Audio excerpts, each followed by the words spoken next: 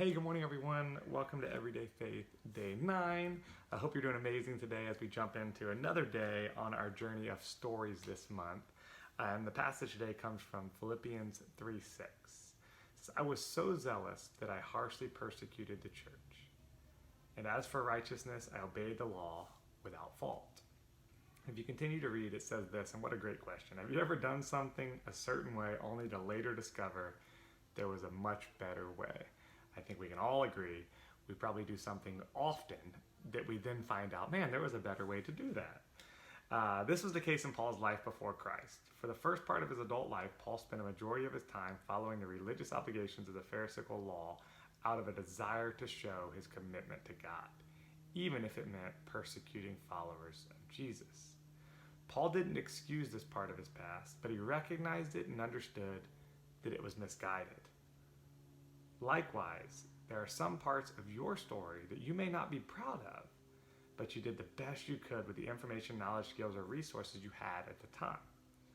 But here's the good news. Not only is God's grace bigger than our sin, it's also greater than our ignorances. His grace touches every part of your story, so bring it all to Him. Gosh, that's so awesome. But here's the good news. Not only is God's grace bigger than our sin, it's also greater than our ignorances. His grace touches every part of your story. I've said it 5 times. I think I've done 5 devotions. Own it. Own the good, the bad, the ugly, because His grace is bigger than our sin. His grace is bigger than our ugliness. His grace is bigger than our faults and our worst moments and our worst times. His grace touches every part of your story, not just the good. The good, the bad, the ugly, the terrible, the rotten. He touches all of it. So bring it all to Him. Guys, I love this. I hope this opened your eyes a little bit. It's okay to not be proud of your entire story. It's okay. But man, the impact it could have on others by just simply sharing it. Man, I was down in the dumps. Man, I know where you are because I've been there.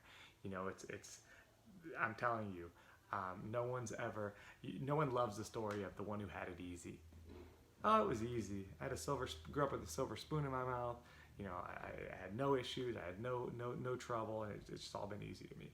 The inspiring stuff, the good stuff, is the stuff when you are down and out. The stuff when you're digging yourself out of a hole. They don't make movies about having a silver spoon in your mouth and making it easy.